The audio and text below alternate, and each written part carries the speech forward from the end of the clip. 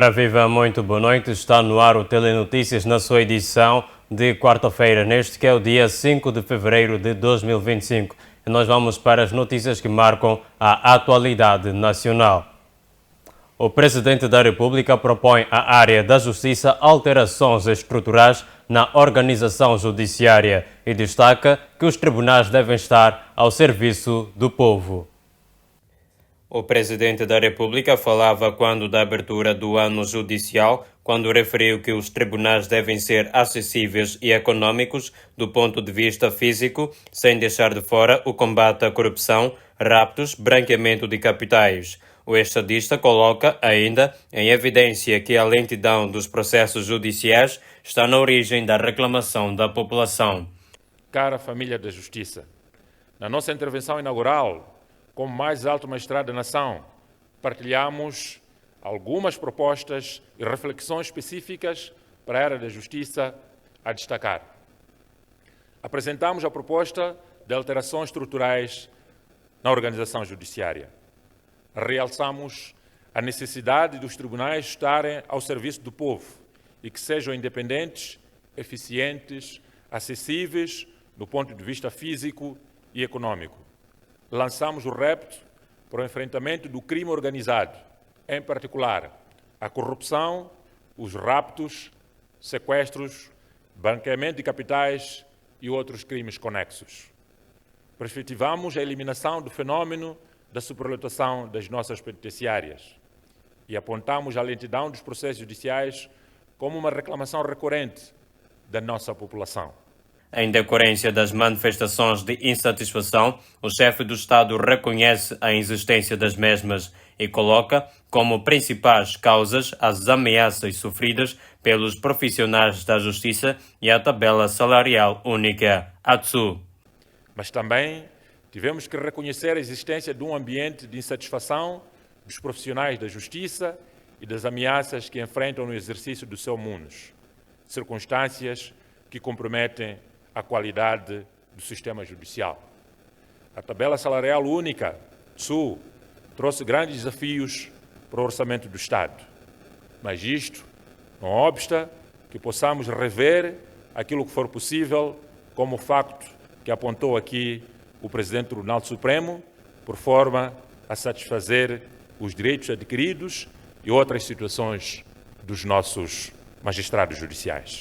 Durante a sua intervenção, Daniel Chapo propõe a criação do Tribunal Institucional, Tribunal de Contas e do Supremo Tribunal Administrativo, assumindo ainda a independência do Tribunal Judicial como um compromisso. Para tal, Chapo assume que a autonomia financeira judiciária é o pressuposto fundamental para garantir esta independência. Minhas senhoras e meus senhores, ao apresentarmos a proposta de alterações estruturais do sistema judicial, incluindo a reconfiguração dos órgãos constitucionais fundamentais, como a criação do Tribunal Constitucional, do Tribunal de Contas, do Supremo Tribunal Administrativo e dos tribunais intermédios, revela-se particularmente importante que seja iniciada uma reflexão conjunta e inclusiva para que os modelos a adotar possam se beneficiar da experiência acumulada ao longo de várias décadas pelos órgãos judiciários.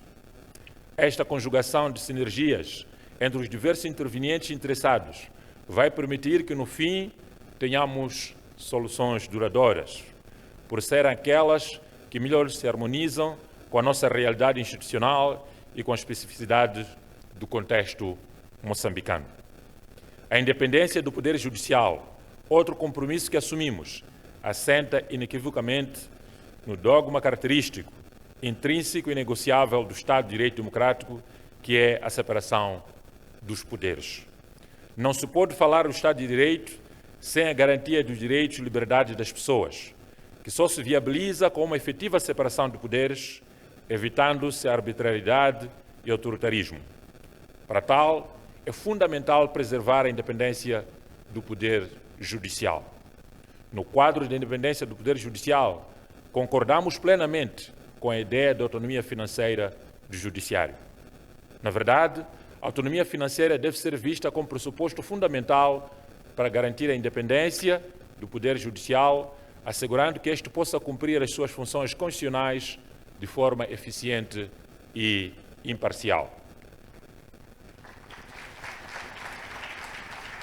Daniel Chapo salienta o compromisso de modernizar os processos judiciais e assegura que este processo já foi implementado a nível governamental. Tem por objetivo reduzir custos, permitindo que o acesso à justiça não seja um luxo, segundo o estadista. O acesso à justiça, como direito fundamental, não pode e não deve ser um luxo para a nossa população e para o nosso empresário.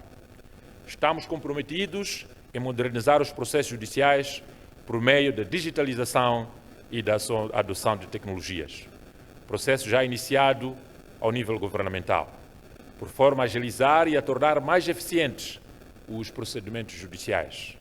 Este trabalho também visa reduzir custos e simplificar o acesso à justiça para todos os cidadãos.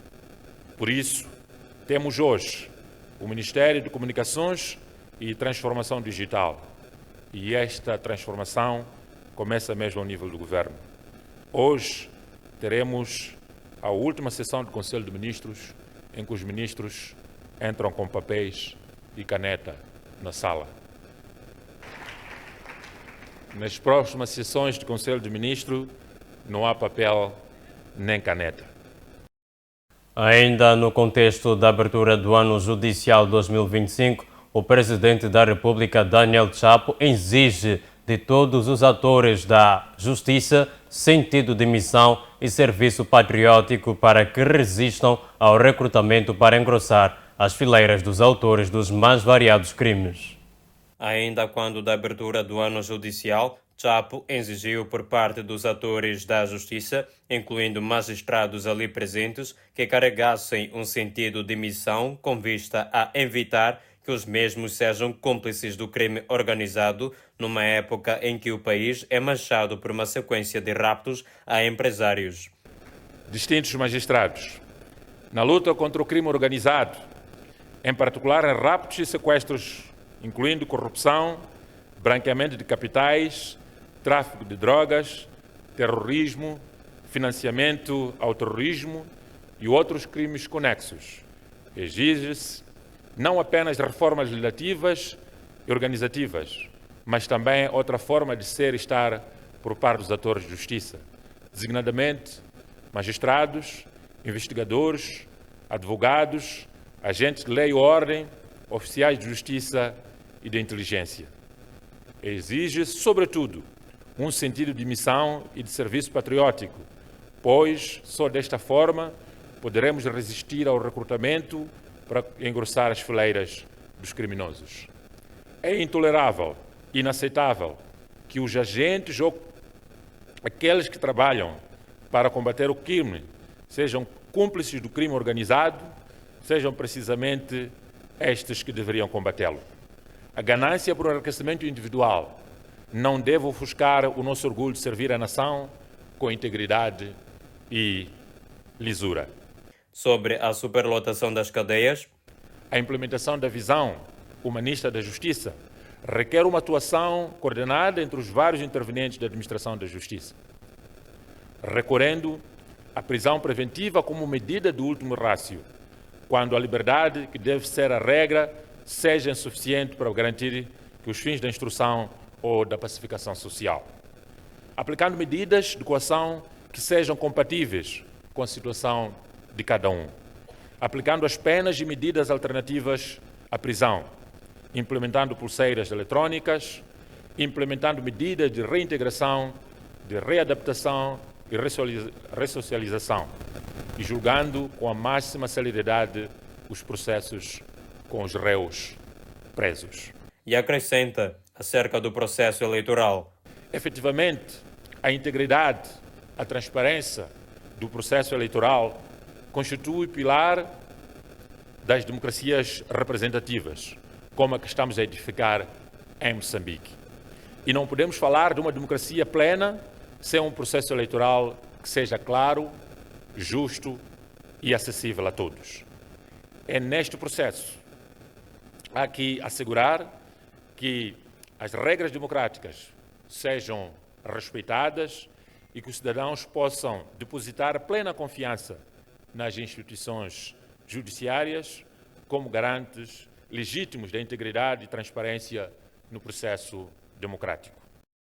E vamos agora olhar para um olhar econômico no contexto da indústria extrativa. O CEO da TotalEnergies, Patrick Pouyanné, afirmou nesta quarta-feira que o financiamento dos Estados Unidos para o projeto de GNL de Moçambique, avaliado em 20 bilhões de dólares norte-americanos, deve ser aprovado nas próximas semanas. Segundo o executivo, outras agências de crédito internacionais devem seguir com suas aprovações nos meses seguintes. A empresa aguarda a reaprovação de empréstimos das agências de crédito à exportação dos Estados Unidos, Reino Unido e Holanda antes de suspender a declaração da força maior no projeto, vigente desde 2021. Durante a coletiva de imprensa, após a divulgação dos lucros do quarto trimestre, Pouyanné destacou que esperava uma rápida restauração do financiamento sob a administração de Trump. No entanto, ele revelou que a conclusão do projeto precisará ser adiada para 2029-2030, postergando a previsão inicial de 2027. O Banco de Exportação e Importação dos Estados Unidos da América havia previamente aprovado um empréstimo de 4,7 bilhões de dólares para o projeto, mas a liberação dos fundos foi suspensa devido à paralisação das obras em 2021, motivada por ataques armados em Cabo Delgado, no norte de Moçambique. Nenhum desembolso havia sido realizado antes da interrupção. Quanto ao financiamento britânico, que varia entre 800 milhões a 1 bilhão de dólares, Pouyanné afirmou que o Reino Unido está a analisar se possui base legal para desistir do compromisso, apesar de já ter assinado um contrato de financiamento. O projeto de gás natural liquefeito em Moçambique é um dos maiores investimentos estrangeiros no país e é visto como fundamental para o desenvolvimento da indústria de gás natural na região. E já na cidade de Maputo, transportadores estão satisfeitos com o aumento do movimento de passageiros após o início do ano letivo. No entanto, os passageiros reclamam dos valores elevados e do encurtamento de rotas. Com o arranque das aulas nesta terça-feira, os transportadores de semicoletivos afirmam estar satisfeitos com o aumento de passageiros após um período difícil devido à fraca adesão. Garantem que estão a operar a todo vapor para responder à demanda. O nosso trabalho, por enquanto, é muito difícil até hoje em dia, por causa desse tempo, desse impacto que nós temos. O preço que estamos a levar é desde no início do ano até hoje em dia. E ao mesmo tempo, contando com o início do ano letivo para a escola, as coisas ainda não estão boas. Alguns transportadores admitem que colegas de profissão têm encurtado a rota e utilizando vias não habituais, o que representa um desafio. No entanto, afirmam já ter tomado medidas para corrigir a situação. As rotas ainda são as mesmas, mas o mais essencial agora é por causa de uns carros que, por exemplo, um carro que não é daqui.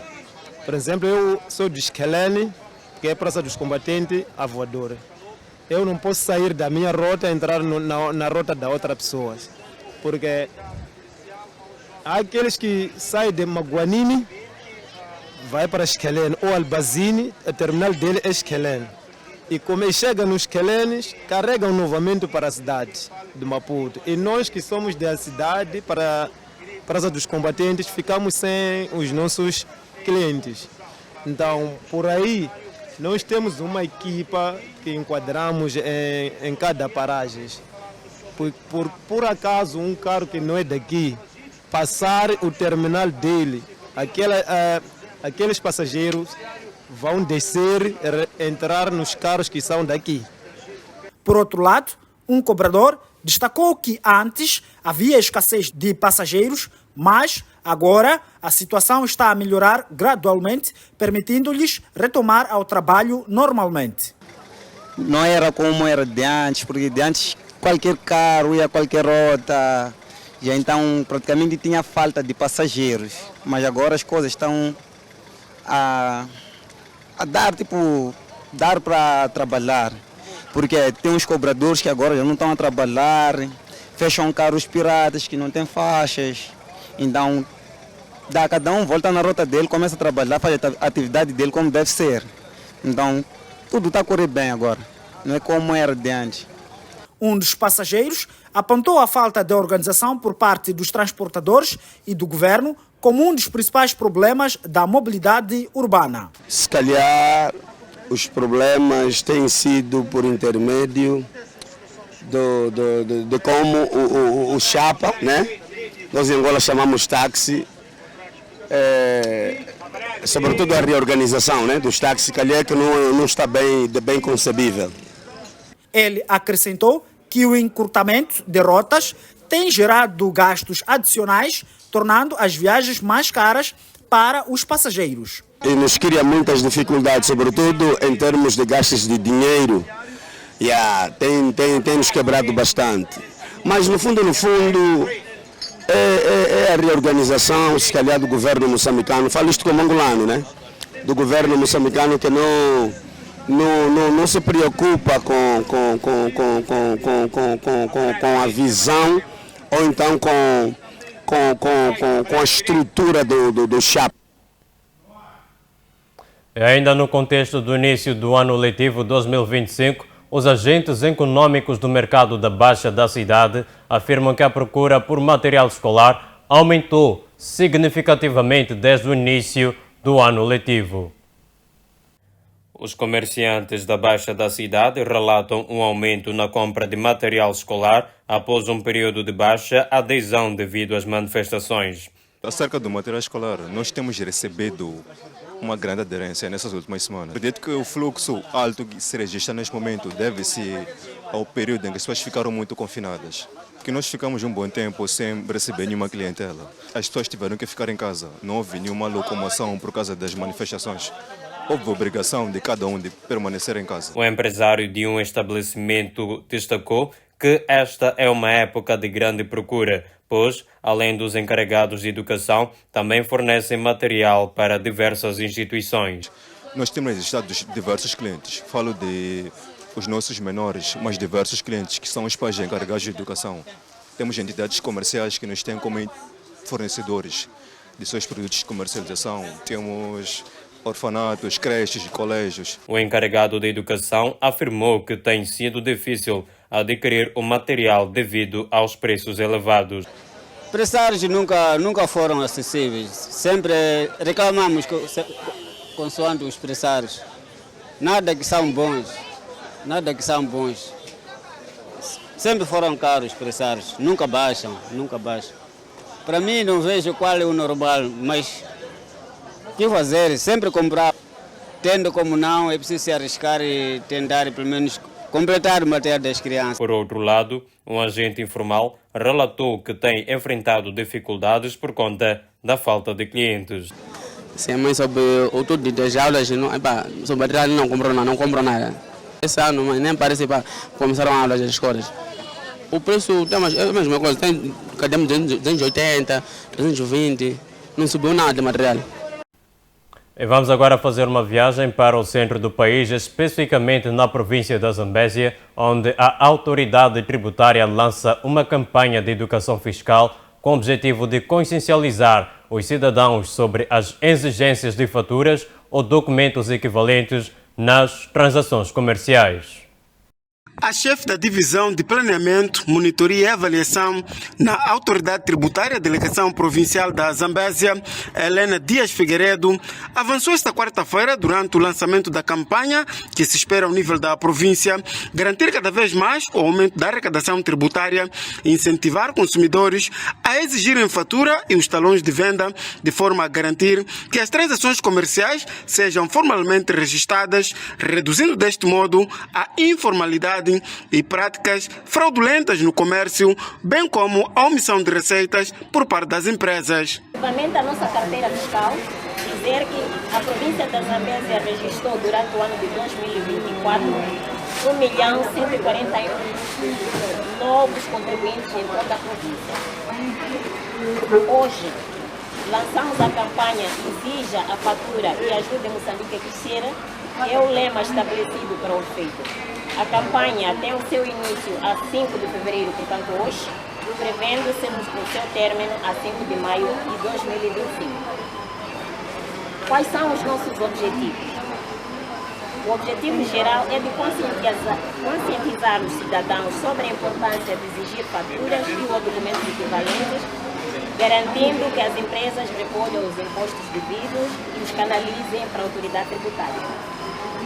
Objetivos específicos: aumento da arrecadação tributária, incentivar consumidores a exigirem faturas e ou talões de venda, garantindo que todas as transações comerciais sejam formalmente registradas e os tributos sejam devidamente recolhidos. A fonte fez saber, no entanto, que durante o ano passado a província contribuiu para os cofres do Estado através de tributação com 4,5 mil milhões de meticais, sendo que é mais de 32% do planificado, tendo conseguido, neste mesmo período, novos contribuintes e mais de 1.145.000 contribuintes, sendo esta uma mais-valia e se espera que se possa, ao mesmo tempo, neste período da campanha, combater a invasão fiscal, reduzir a informalidade e promover a consciência do cidadão, visando garantir a promoção da saúde, educação e infraestruturas. Reduzir a informalidade e práticas fraudulentas no comércio, como a omissão de receitas por parte das empresas. Promover a conscientização do cidadão, sensibilizar os cidadãos sobre a importância de pagar impostos e como esses recursos são utilizados para financiar serviços públicos como saúde e infraestruturas. O que é que nós esperamos?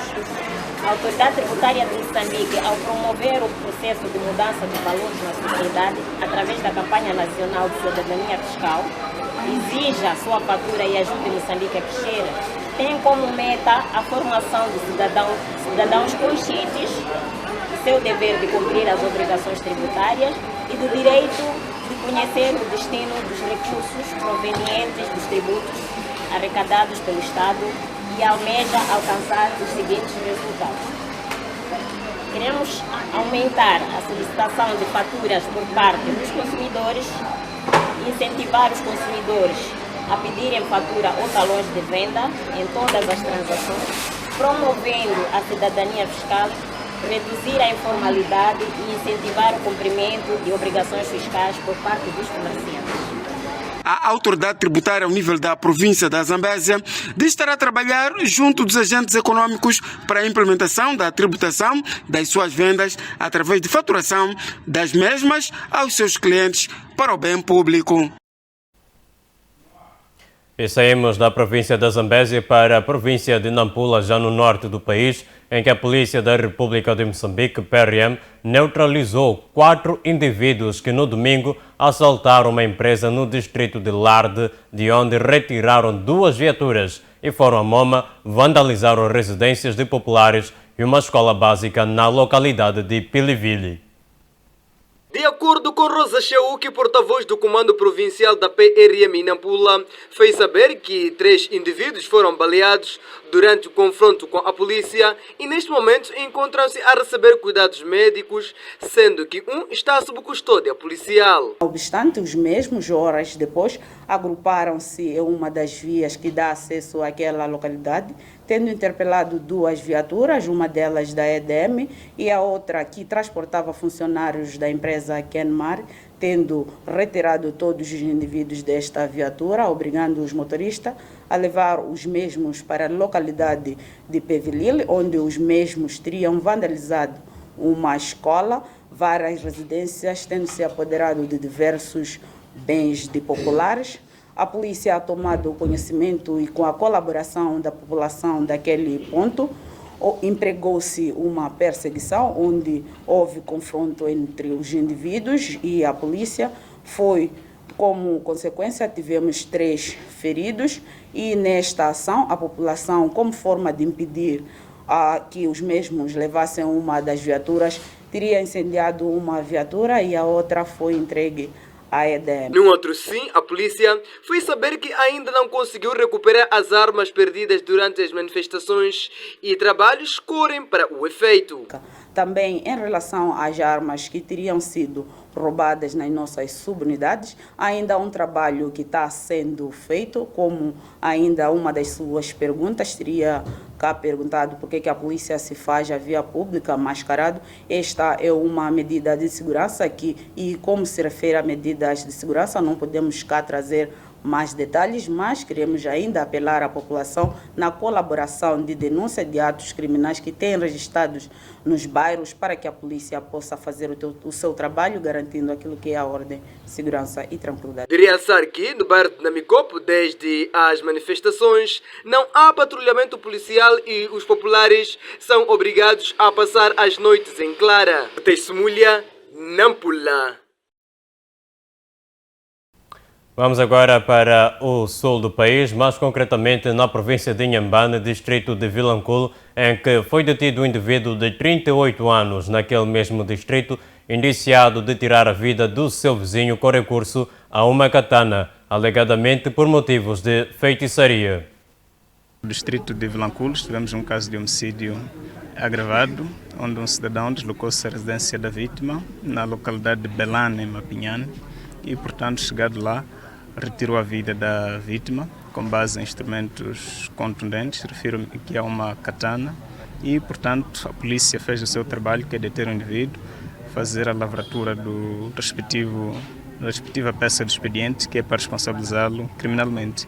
Em Funhalor também tivemos uma situação de homicídio agravado, onde 2 indivíduos entraram em uma contenda e, com base nessa discussão, resultou a morte de um deles, e o que matou o outro usou, portanto, uma arma de fogo do tipo calibre 12, e com esta arma retirou a vida de outro indivíduo. Portanto, a polícia também fez o seu trabalho, que é deter este indivíduo, que é para poder responsabilizá-lo criminalmente. Relativamente a estes casos de homicídios, quais são as alegações destes prevaricadores? O que é que dizem?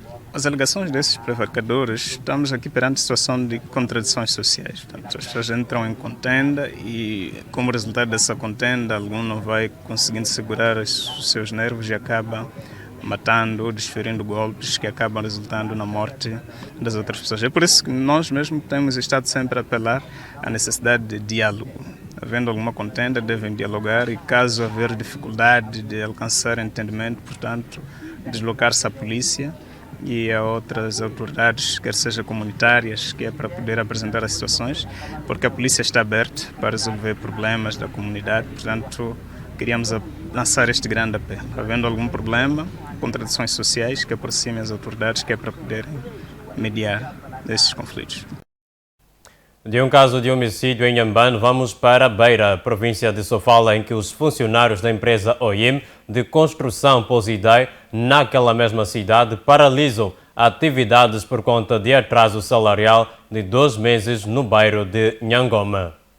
O atraso de salário dos funcionários que dedicam-se à construção de habitação Posidai no bairro de Nhangoma tem criado mal-estar no seio dos trabalhadores. Na manhã de hoje, os mestres manifestaram greve silenciosa em protesto do salário. Já passei há 2 meses. De outubro entrou em dezembro. Começamos data 5 para sair o dinheiro, para sair é barulho. Não sai até agora. Agora, o que custa levar o dinheiro e dar às pessoas? Eles levam dinheiro, começa alguém a mandar jurar, não sei, com outros patrões, os lucros dão a matar nós. Nos prejudicar nossas famílias em casa. Então, a empresa OIM, para si, é uma empresa de burla? Sim, é burladores. Sim, não tem responsabilidade. Ou manda cancelar, ou uma das duas cria outra ideia, além de mandar sofrer filho de donos. Porque quem está aqui no terreno somos nós, não são a família deles. Então, esse burla tem que rolar entre familiares deles. Eu, como mês, estou com 7 mil, mas para ter esse 7 mil é 4, 5 meses para ter esse dinheiro. Não é hoje em hoje. Nós estamos cansados em casa, fome, não sei o que. Cimento é dado em BIP. 5 sacos. Trazer recipientes. Eu, como mês, vou andar com recipientes nas mãos mesmo, para ir no armazém. Isso não acha graça, isso já é ser usado, nós. Nós somos cidadãos moçambicanos. Temos que exigir nosso direito. Para os funcionários da empresa, a solução seria pagamento de salário em atraso. O que nós queremos aqui, queremos o salário ainda sair. Se não sair salário... Se não sair, nós vamos levar o bem daqui que está no estaleiro. Porque nós não vamos dizer para vamos ir aonde não. Vamos levar o bem daqui. ou vão paralisar mesmo, ninguém trabalha. Agora nós estamos a precisar, pelo menos, o dinheiro sair, pagar na hora. Se terminou a obra, pagou. A nossa equipa de reportagem contactou o engenheiro responsável pela obra e não quis se pronunciar. Menos Mundá e Cidade da Beira. Já agora em Pemba, no norte do país, a capital provincial da província de Cabo Delgado, o Partido Frelimo, naquela mesma província, apela à juventude a cultivar e a partilhar o espírito de paz e união. Segundo Elias Kalimi, primeiro secretário provincial do Partido Frelimo em Cabo Delgado, a juventude tem um papel de cultivar e partilhar o espírito de paz e harmonia por ser considerada a motriz para o desenvolvimento. As nossas gerações jovens, sobretudo, devem ficar unidos, todo moçambicano Abster-se de agendas obscuras é para Kalimi um dos critérios para evitar a destruição dos bens conquistados durante décadas. Não vamos nos distrair em agendas obscuras que tendem a destruir a unidade moçambicana. Importa referenciar que passam-se 8 anos que a província de Cabo Delgado vem enfrentando a insurgência perpetrada por homens armados desconhecidos, situação que desalojou inúmeras famílias para zonas consideradas seguras. Voltamos agora para a província de Nampula, onde o chefe da Brigada de Assistência àquela província, Filipe Paunde, apela à juventude a primar pela paz, união e reconciliação para a coesão social. Dizer, neste momento, dizer a todos, particularmente aos jovens, nós já temos um país com dificuldades, nós somos um país pobre, não se compadece com a destruição de infraestruturas, quer elas públicas, quer elas privadas.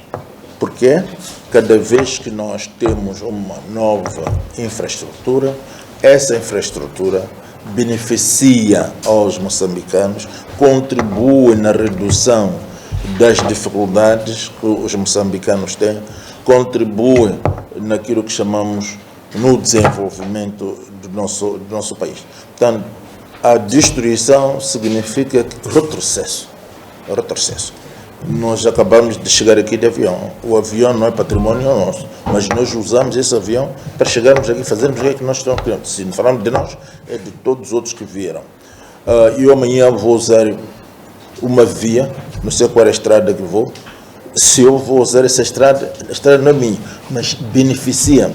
Nesse contexto, eu tenho a obrigação patriótica de proteger, de assegurar que tudo o que é bem público, bem privado, seja corretamente usado, pois contribui sobremaneira na satisfação das minhas e dos meus compatriotas.